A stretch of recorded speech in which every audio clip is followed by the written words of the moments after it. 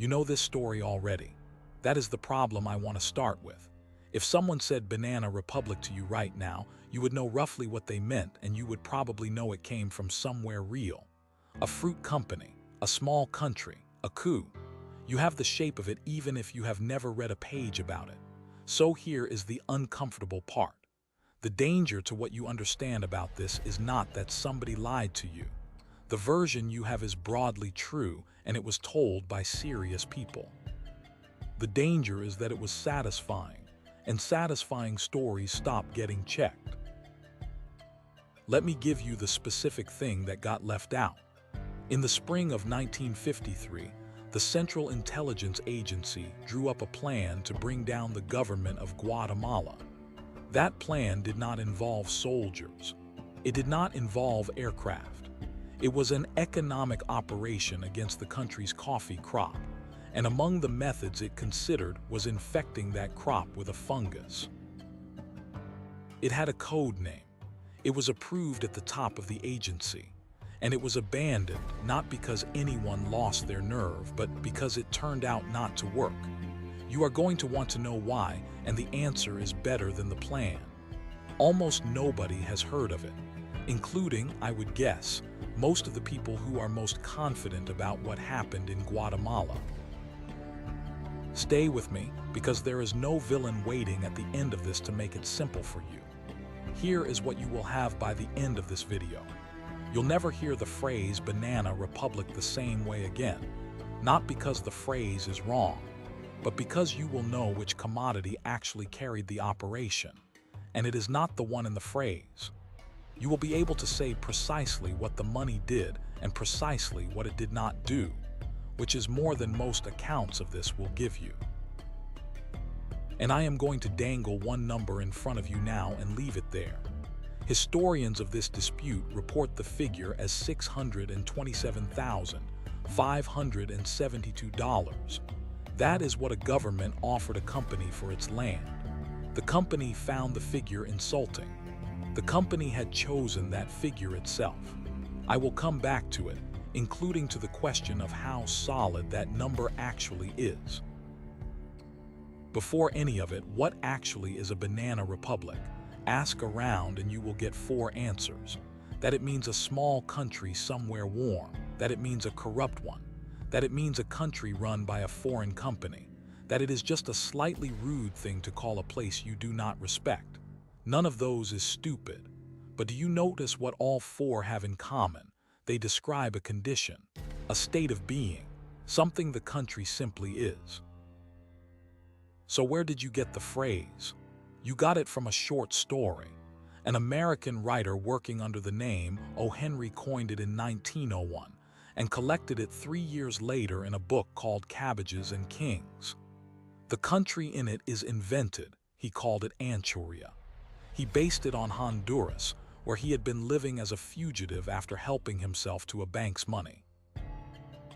Sit with that for a second.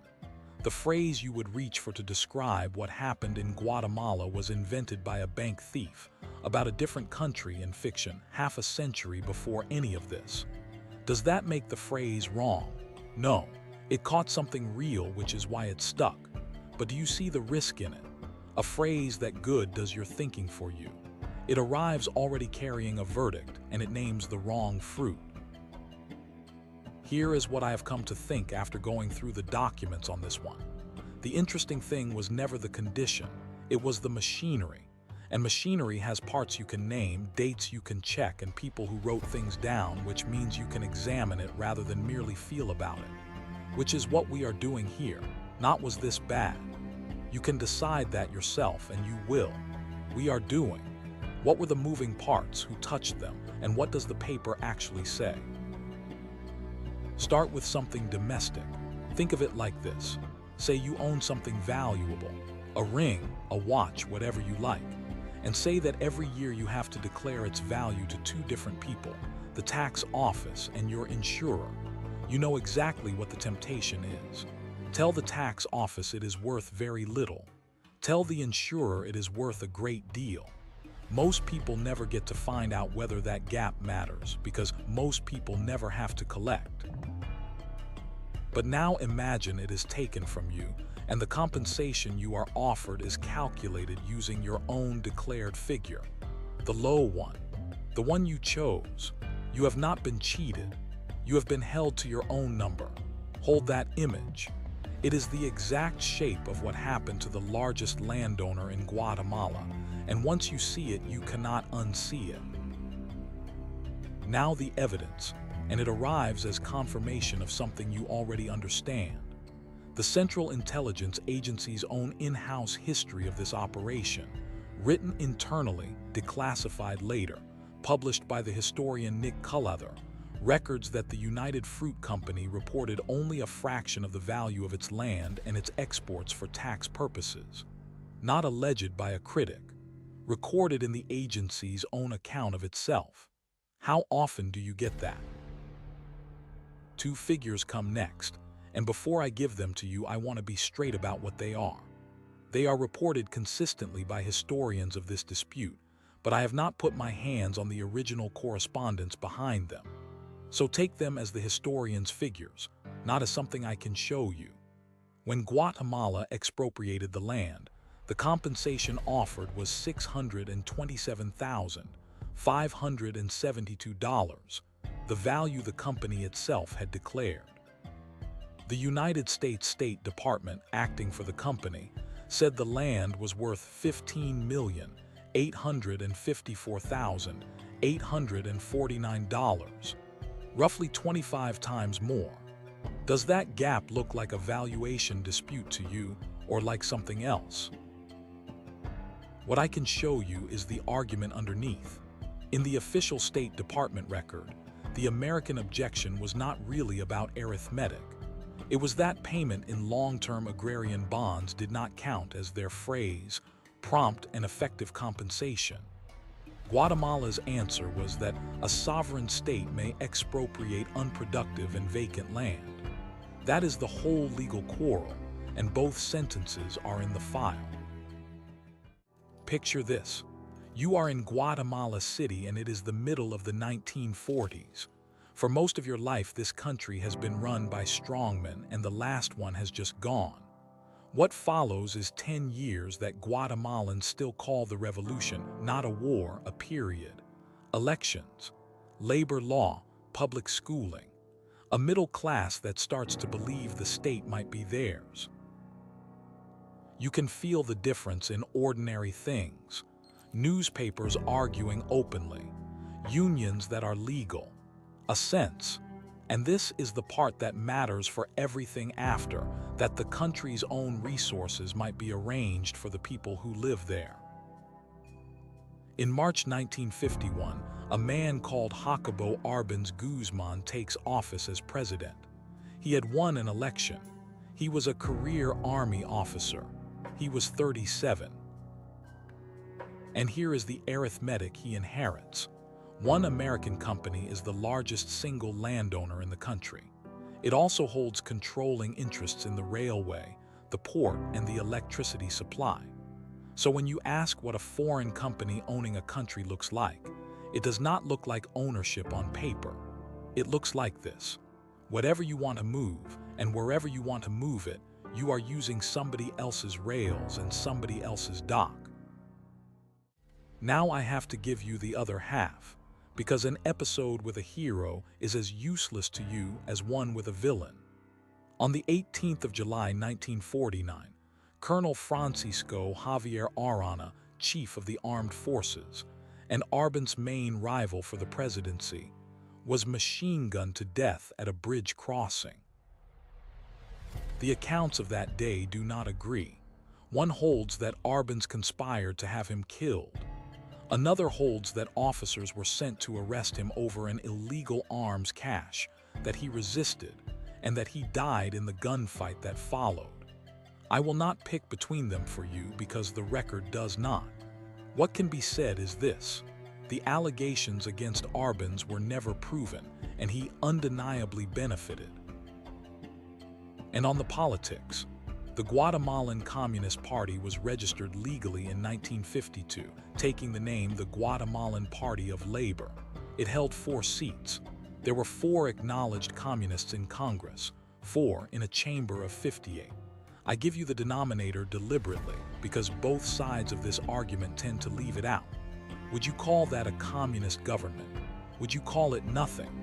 But here is the part that a sympathetic account would rather skip. The agrarian reform was drafted in late 1951 in secret, with the leaders of that party, and presented to a cabinet that had not seen it coming. The historian Piero Glaye says, and remember his name, because he is going to matter enormously later, calls the reform the brainchild of the party, with, in his phrase, the extremely active participation of Jacobo Árbenz. Glaye's own conclusion is that it was the preparation and enactment of that bill that finally brought Árbenz over to the communist side. 17th of June, 1952, Decree 900. The law takes uncultivated portions of large estates and redistributes them. Compensation is paid in long-term government bonds. That bond mechanism is confirmed in the American diplomatic record, so this is not a case of land simply being seized. 2 expropriations follow, and both are documented in the official American file. February 1953, roughly 234,000 acres near Tiquisate. February 1954, a further 172,532 acres near Bananera. Ask yourself what that looks like from a boardroom in Boston, not an argument about political theory. A map with a line drawn through it twice in 12 months. And ask the harder version too. If that were your land, would the compensation figure be the thing you were angriest about? Or would it be that somebody else now decided what happened to it? And the official American historians who compiled this record are perfectly clear about the company's position in it. Their words, the United Fruit Company would feel the impact of the agrarian reform more than any other entity. That much is not in dispute by anyone. What happens next is where the disputes start. Picture this. You are in a Washington law office in 1948, and the man behind the desk has never seen a banana plantation in his life. Here is where I want to slow down, because this is the part of the story that has genuinely changed in the last 3 years, and almost nothing you can watch about Guatemala has caught up with it. Go back to 1948, 4 years before the land law, 6 years before the coup. In the middle of that year, the president of the United Fruit Company hired a Washington lawyer named Thomas Corcoran. Corcoran was not a banana man. He was a former New Deal advisor, a fixer, in the ordinary sense, someone whose value was that he knew who to call. And he was not alone. The company also hired Robert La Follette Jr., a former United States senator. 2 men hired for their political connections. The historian Aaron Coy Moulton of Stephen F. Austin State University documents this in the journal Diplomatic History and has since put the finding plainly in public. Contact had started earlier than you would guess. United Fruit executives were meeting officials of the Truman administration as early as 1945, 7 years before the land reform existed. Here is Moulton's own description of what the two of them did, and I want to give it to you in his words rather than mine. They lobbied Republicans and Democrats in both chambers against Guatemala's policies, and I am quoting, not as threats to United Fruit's business interests, but as part of a communist plot to destroy capitalism and the United States. Read that again, because the precision matters. Not lobbying for a tax break. Not fighting the expropriation. The expropriation was still years away, and nobody had drafted it yet. They took a commercial complaint and argued it as a national security threat. The company's public case ran the same way. It denounced Guatemala's reforms as the product of a global conspiracy, alleged that most of the country's unions were controlled by Mexican and Soviet communists, and described the land reform as a scheme to destroy capitalism. Think about what that buys. A dispute about your land is a commercial matter nobody in Washington has to care about. A government that is an enemy of the United States is not your problem anymore, it is everybody's. And notice what none of this requires. It does not require anybody to be lying.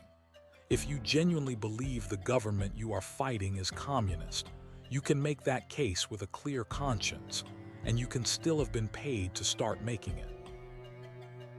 There is a second piece, published in the same journal in 2024, by the historian Jonathan Marshall. Marshall is doing something deliberately awkward. He says openly that the scholarly consensus discounts the popular idea that policymakers acted mainly for United Fruit, and then argues that new evidence shows the company's direct political influence over President Truman. Specifically, that Truman was personally beholden for support in the 1948 campaign to a major investor in both United Fruit and Guatemala's power company, and that Truman's ambassador to Guatemala acted as that investor's personal representative, driving a lasting wedge between the two countries. Now I have to stop and tell you exactly what I could verify here, and what I couldn't, because you deserve the difference. I have read Marshall's argument and his framing. I have not been able to read his full article. It sits behind a subscription, which means I can tell you the mechanism he documents, but I am not going to put a name on that investor or that ambassador, because I have not personally seen the evidence that names them. You will find people who guess, and videos that name someone confidently. I would rather hand you a smaller true thing than a bigger one I cannot stand behind. And here is the thing I actually want to say to you before we go into the hardest part. If you came into this believing the simple version, that United Fruit had the CIA overthrow a government to protect its bananas, that was not a failure of judgment on your part. It was the version in the best-selling book on the subject. It was taught that way. And most of the documents that complicate it were classified until 2003. You believed a well-sourced account that later turned out to be incomplete. There is nothing wrong with having held it. That is not gullibility. That is what it looks like to update. Spring 1953. We are back to where we started, and now you have everything you need to understand it. The historian Ryan Livingston published the account of this in Diplomatic History in November 2024. The operation had a code name, Fiber. Its object was to curtail Guatemala's export market for coffee, temporarily or permanently, and to produce economic collapse and political instability. Not bananas, coffee. Did you know that? Almost nobody does, and it is the single fact that reorganizes this whole story for you. The reasoning is in the agency's own language, and it is worth hearing exactly. Anything affecting coffee exportations to the U.S. would be nearly a knockout blow. Ask yourself why coffee and not bananas. The answer is unsentimental. Bananas were the company's business. Coffee was the country's revenue. If your object is a government rather than a balance sheet, you go after the thing that funds the government. The proposed methods are documented: sabotaging transport facilities, spoiling coffee held in storage, organizing consumer boycotts in the United States that would brand the product communist coffee, and infecting the crop with Hemileia vastatrix coffee rust fungus. Read that once more and let it be as strange as it is. A plan to remove a head of state by giving his country's harvest a disease. I want to be exact here because this is precisely the kind of detail that gets stretched in the retelling. This was proposed. It was not done. No crop was infected. The plan to do it is documented. The doing of it is not, and you should not walk away thinking otherwise. The operation was run by the agency's Western Hemisphere Division Chief, Colonel J.C. King. Alan Dulles, the Director of Central Intelligence, approved it. Dulles also approved a $3 million budget for the wider operation that Fiber sat inside, the one that would eventually be called PBSUCCSS. So why have you never heard of it? Why is the fungus not the famous part? Because it did not work. And the reason it did not work is the single most interesting fact in this entire episode. Livingston's finding is that the agency simply misunderstood coffee. It misunderstood the labor, the global market, the retail end. And this is the part I would ask you to sit with. It misunderstood American commercial interests. Coffee did not travel from a Guatemalan hillside to an American kitchen through one obedient pipe. It went through importers, roasters, brokers, shippers and grocers, American businesses, all of them with their own money in the trade. The agency's own assessment was that hints of sanctions or a boycott would spread among them so fast that opposition could organize before anything could be done.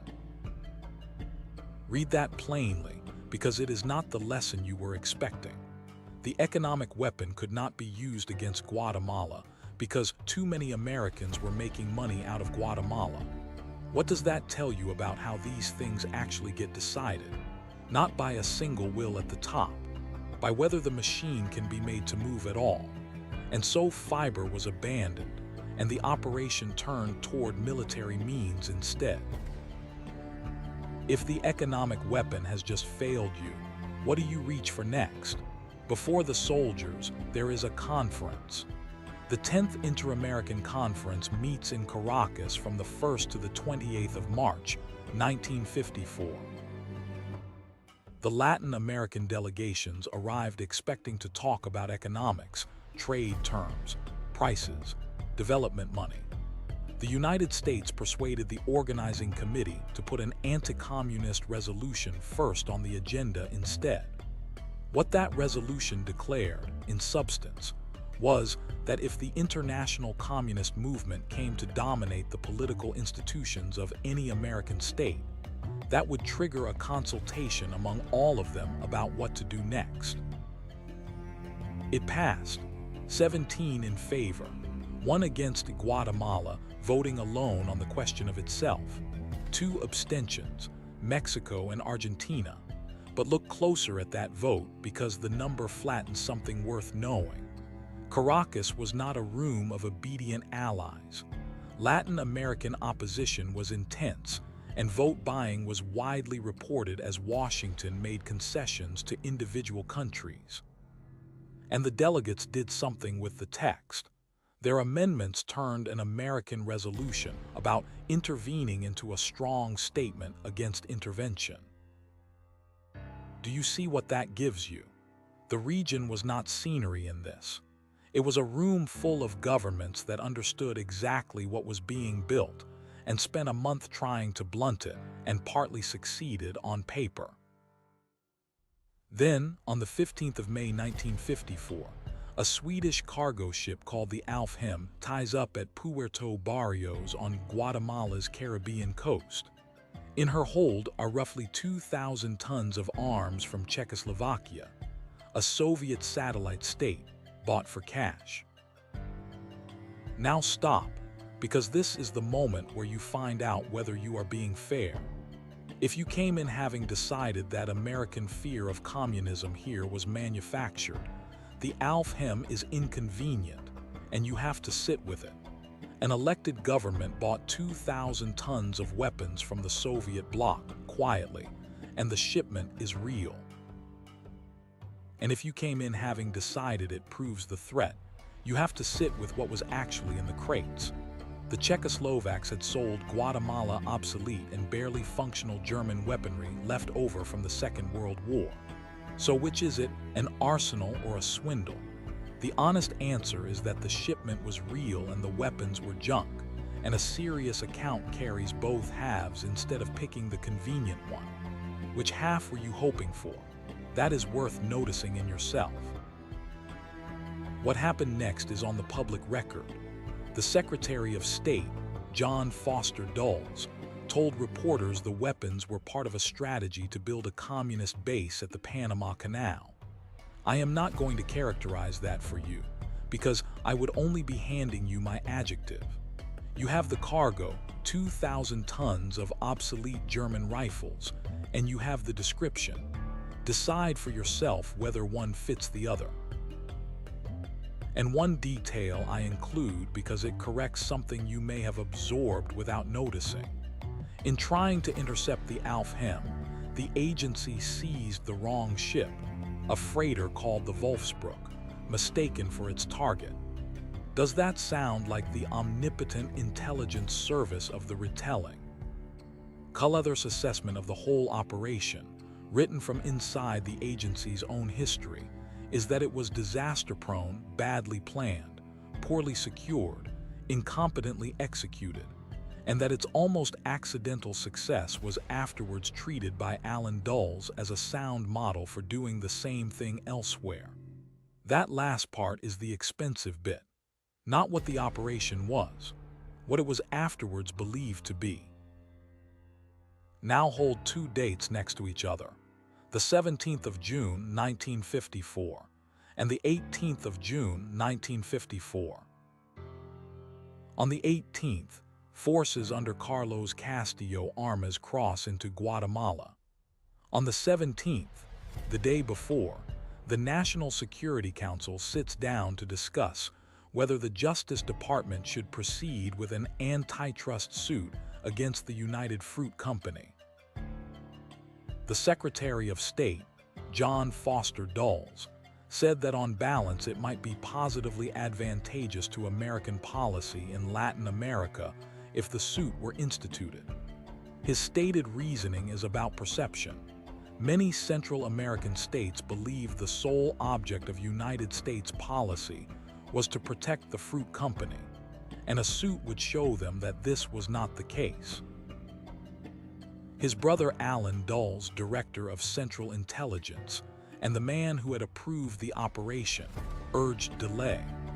Given a little more time, he said, the Central American states would do justice's job for it. He recommended waiting about a month, by which point, in his words, the situation in Guatemala would have been clarified. Here is the sequence, and I want to be careful to give it to you as a sequence and nothing more.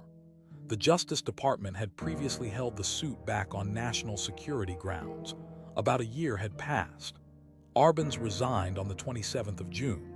The United States filed its antitrust complaint against the United Fruit Company on the 2nd of July, 5 days later. The case ended in 1958 in a consent judgment, with no trial and no adjudication of any issue.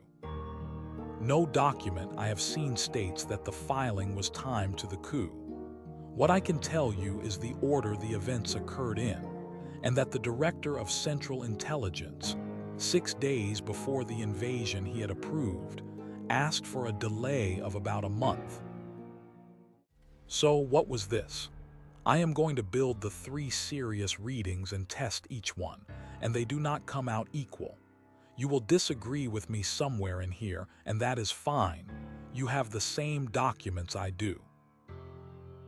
Reading 1, the company did it.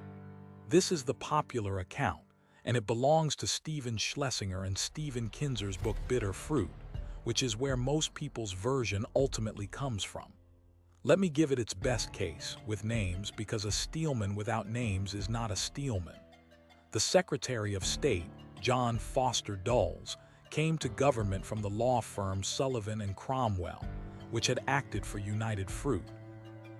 Walter Bedell Smith was Under Secretary of State and a former Director of Central Intelligence. After he left government, he became a Director of United Fruit and sat on its executive committee.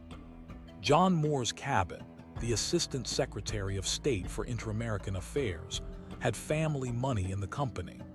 And Ed Whitman, United Fruit's top public relations man, was married to Ann Whitman, a President Eisenhower's private secretary. That is 4 people at the top connected to one company. If you find that a lot, you are not being unreasonable. You will also hear a fifth claim, that Alan Dulles, running the CIA, sat on United Fruit's board and owned its stock. That one is repeated everywhere. I could not verify it. I looked, and what I found traces back to other people repeating it rather than to a record, so I am not going to hand it to you as a fact, and I would be careful with anyone who does. Now the trouble with reading one. Richard Bissell, the CIA officer who directed the operation, later recalled, "I never heard Alan Dulles discuss United Fruit's interests." That is one man's recollection, not a document, and you can weigh it as such. But whose recollection would you rather have? It is the person best placed in the entire operation to have heard it. Reading 2. It was the Cold War and the company is a distraction. This is Piero Glaiese's in Shattered Hope and Richard Immerman's archival account, and it is close to where the field settled for 30 years. The official American record supports it more comfortably than the alternatives. The State Department's own historians, introducing the declassified volume, put it in 6 words. Agrarian reform was not the issue, communism was. Árbenz was assessed as at best a fellow traveler, and at worst a communist himself. Glaieses treats the company's plight as a subsidiary problem. Immerman's summary of the working definition in Washington is bleak and useful. A communist was anyone who opposed United States interests. And remember what Glaieses also concluded, that the Agrarian Reform Bill, drafted in secret with the Communist Party, is what brought Árbenz over to their side. He is not writing a defense. So test this one too, because it would be easy for me to leave the reading I find strongest sitting unexamined, and you would be right not to let me. Reading 2 rests on what officials said their reasons were. Stated reasons are the weakest evidence of motive there is, not because officials lie, but because people generally believe their own stated reasons, which is a different thing from those reasons being the cause. And it has one fact it does not comfortably explain.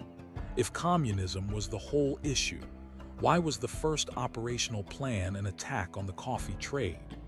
You do not infect a crop to stop an ideology. You infect a crop to empty a treasury. It also has to treat 4 years of documented, paid lobbying as background noise, when that lobbying was aimed squarely at how Washington classified Guatemala. Reading 3. The money did not order it, the money built the conditions for it. This is the newest reading, and it is where the last 3 years of scholarship have gone. On this account, the company did not need to order anything. It hired a lobbyist in 1948 to establish that Guatemalan nationalism was communism, 6 years early. It had access at the top. And when the American government did move, its first plan was itself economic. Destroy the coffee trade, collapse the finances, let the government fall. Now test it because it has a weakness too. It does not touch the evidence that officials genuinely feared communism. That fear is all through the record and it does not look manufactured. And it cannot show you the join. Nobody has produced a document where an official says, "I believe this because a lobbyist told me so." What it complicates is the assumption that the fear and the money were ever separate things. So here is my weighting, stated rather than implied, and you are free to reject it. The record sits least comfortably with reading 1. It requires an order that no document shows, and it is contradicted by the operational officer best placed to have heard 1. It sits most comfortably with reading 2. That is the official record's own framing, and it is where the field settled for 30 years. Reading 3 I would put second, not first. It is the newest and the least tested, and 2 of its 3 legs, Marshall's Truman evidence and the exact weight of the lobbying, are things I have told you I could not fully verify. What it is going for it is that it explains something reading 2 leaves alone. Why the first operational plan was economic. Here is what I think you can take away, and it is smaller and harder than a villain. The useful question was never whether a company ordered a coup. It is a badly built question. It can only be answered yes or no, and on the documents available the answer is no. The better question is what money can buy short of an order, and this file gives you a specific answer. It can buy the definition of a word, 6 years in advance, from a lawyer, in public legally. Once nationalism and communism mean the same thing in Washington, nobody has to be corrupt for the outcome to follow. Everyone can act in perfectly good faith on a threat assessment that a paid campaign helped to write. That is a harder mechanism to be angry at. Who exactly would you be angry with? The lawyer did legal work. The officials acted on the threat assessment in front of them. The assessment used words that had been worked on for 6 years. It is also much more common than a conspiracy, which is why I think it was worth your time rather than the other version. And here is the question the record genuinely leaves open, not one I have manufactured for you. The act is settled. Who removed Jacobo Árbenz and how is not seriously in dispute. Why has been argued by named historians for more than 30 years and was reopened 3 separate times in a peer-reviewed journal in the last 2. Scholars disagree about this openly and in print, and not everyone agrees with the settlement the field reached in the 1990s. Put the 2 hardest facts against each other. The officer who ran the operation says he never once heard the director discuss the company's interests, and a historian working from new evidence documents that same company paying from 1948 to define the threat the operation was later justified by. Both of those can be true at once. That is the difficulty. If the vocabulary was bought years earlier, would the men using it in 1954 have known? Would they have needed to? I do not think the documents close that. If you think they do, I would genuinely like to know which one you would put the weight on. Go back to the leaf. The fungus was never released. The coffee was never spoiled. The transport was never sabotaged, and no American ever picked up a tin marked communist coffee because the plan collapsed on contact with the ordinary machinery of trade, and because too many Americans were making money in the middle of it.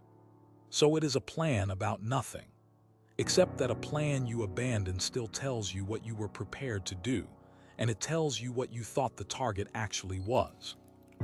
They did not aim at the army. They aimed at the export receipts. That is the thing worth carrying out of here. Long before anyone crossed a border, somebody in Washington had worked out that the fastest way to end a government was to make its harvest worthless.